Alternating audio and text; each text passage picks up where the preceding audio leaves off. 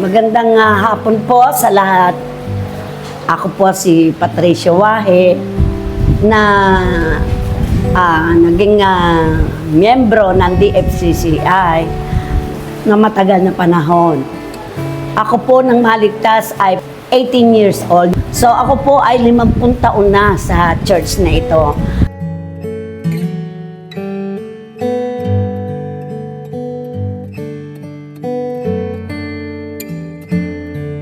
Ngayon po ay narito po ako sa DFCCI Christian Church sa pamamagitan po ng aming minamahal na Pastora Rosal na noon po ay aming pastora. Kami po ay lumago sa pananampalataya at lumalim po kami sa pananampalataya kasama po ng aking sambahayan.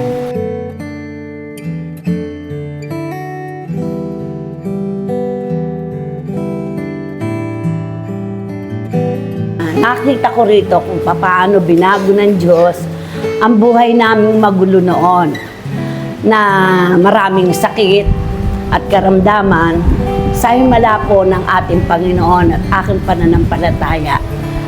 Lahat po kami ay gumaling.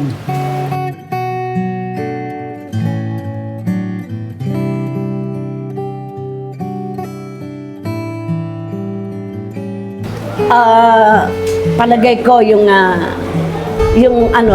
dedication talaga sa Panginoon. Kasi maraming pagkakataon na atakbuhan ko talaga ng tunay ang Diyos sa ating buhay.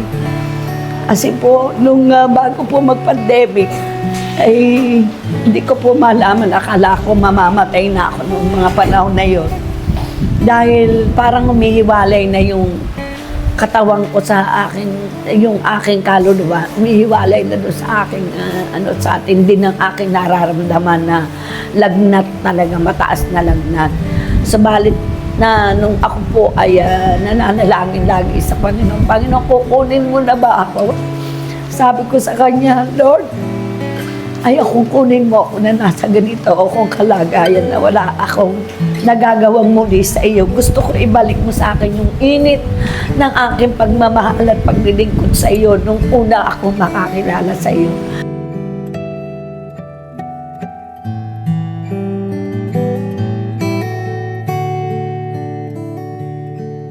Ang panalangin ko't hiling sa Diyos ay magpatuloy ito, maging hanggang sa mga henerasyon na darating, aking mga anak at mga apo, ay bakit ako naglilingkod sa Panginoon.